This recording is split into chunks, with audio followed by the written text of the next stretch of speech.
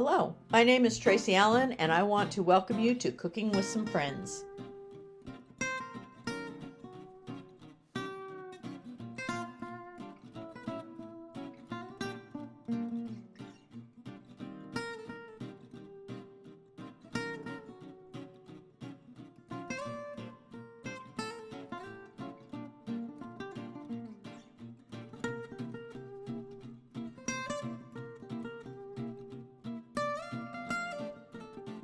Hello, welcome to Cooking with Some Friends. I'm going to throw a broccoli casserole, broccoli and rice casserole in the oven here in a minute after it's prepared, and we're going to have that along with our schnitzel for supper tonight and some potatoes and some things. But I'm going to show you this recipe for broccoli and rice casserole.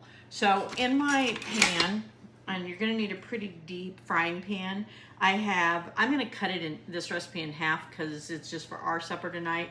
But I have a tablespoon of butter and about a half a tablespoon of olive oil that I'm going to mix together and put that on a high heat until the butter melts. I've also gone ahead and steamed my broccoli. My bowl's still hot in the microwave. I have a microwave safe bowl that I used. It was 4 cups of broccoli florets, and it took it about 3.5 minutes or so to cook that until it was just tender. You don't want to overcook it and have it all limp, but you do want it to be tender. So if you were doing the whole recipe, you would do 8 cups of those florets.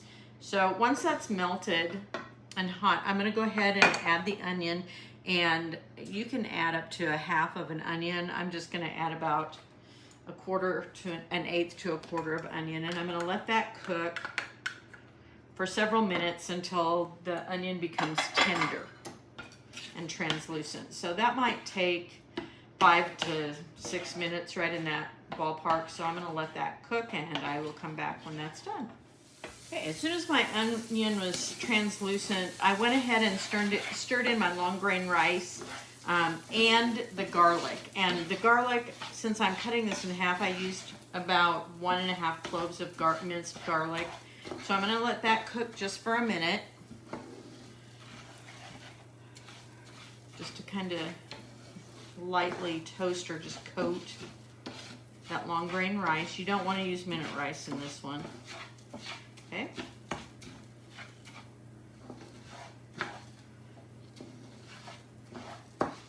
Now I want to stir in my chicken stock, and I have 2 cups, which would be half of what I would need for a full recipe, which full recipe you would need 32 ounces, and some half and half, and I have about 3/4 of a cup of half and half. Now I'm going to stir this in and let that cook. I'm going to let it come up to a boil first, and then once it boils, I want to reduce the heat because I don't want it to overcook. And when I reduce the heat, I'm going to have to let it cook for 20 to 25 minutes, and I'm just going to stir it occasionally at that point. But come to the boil, then drop the heat down some and let it simmer for 20 to 25 minutes. Okay. So our the liquid has cooked down, so now I need to go ahead and add my cheddar cheese and my Parmesan cheese, and I want about 1/2 cup of cheddar. And just a few tablespoons of Parmesan on this part because the rest of it will go on the topping that I'll show you in just a second. So I'm going to turn the heat off, stir that in, and then I'm going to stir my broccoli into this mixture.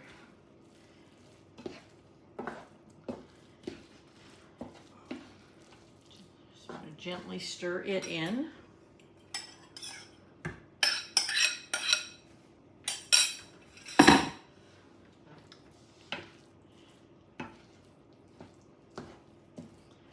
And then normally I would put this in a 9x13, but since I reduced the recipe, I'm going to put it in my 8x8 that I've sprayed, and it will go in a 400-degree oven. So there's that. Let's transfer.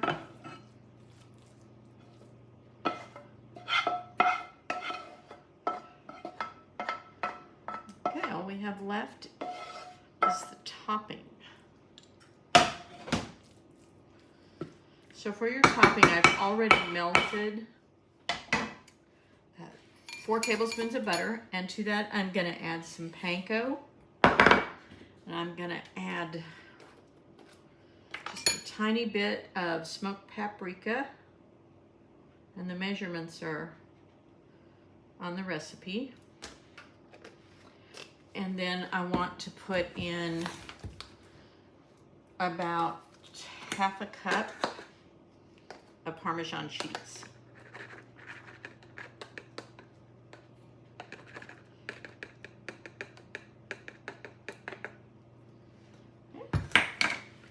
Stir that together so I can put it over the top, and then pop this in the oven, and it'll take it about 15 minutes in the oven. It'll start to brown and get bubbly, and you'll know it's done. Then when you take it out, I'd let it set for just a few minutes before you serve.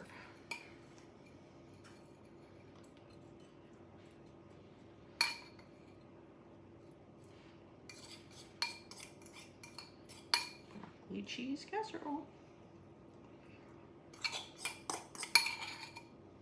There you go. Ready to go in the oven.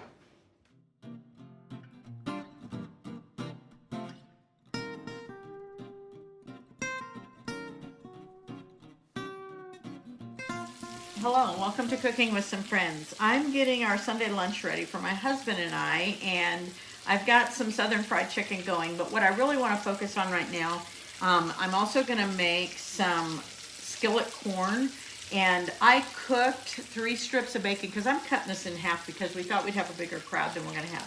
So I have 3 strips of bacon that I cut up and I fried in my skillet. Now that that's done, I removed it, drained it, and left the bacon fat in the skillet. And to that, I'm going to add a tablespoon of butter and let that melt. Now, I do this in the cast iron for a couple of reasons, but the flavor is one, but the other one is that you can either serve this right away, or you can pop it in the oven for a few minutes once you're done preparing it. And so if you're going to do that, I like it in the cast iron skillet. Okay. To that, I'm going to add about 1/8 of an onion and a tablespoon to 2 tablespoons. And you can use red pepper or you can use a green pepper, but I'm using red. Okay. And I just want to saute those for a couple of minutes until they're tender. And I have both my chicken and this about a medium heat. This cast iron is so good about holding the heat. Okay, for my skillet corn, I've got my peppers and my onions. They're getting tender. So now it's time to add some of the other stuff. So I have a tablespoon of flour, so we're going to make a roux out of this. My chicken's frying up nicely in the foreground.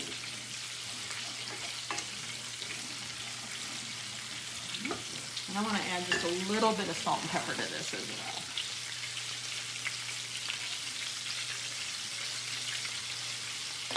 About 1/4 of a teaspoon.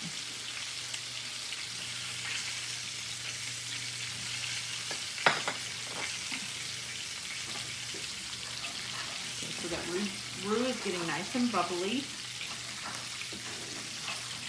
So then I want to add, I'm just throwing that all the way across my stove, 1/2 cup of sour cream.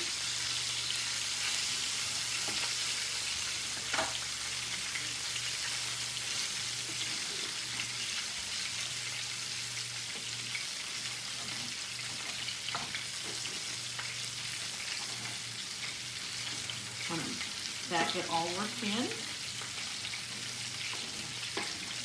And then I'm ready, once that's all bubbly and ready to go, I want to add in my corn. And you can add a drained can of corn from the grocery store, but we use our home cans or frozen corn. And so I have that in a colander green.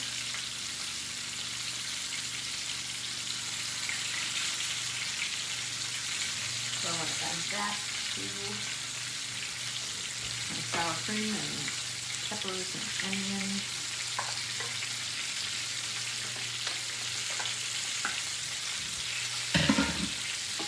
And then I'm going to add half of my bacon.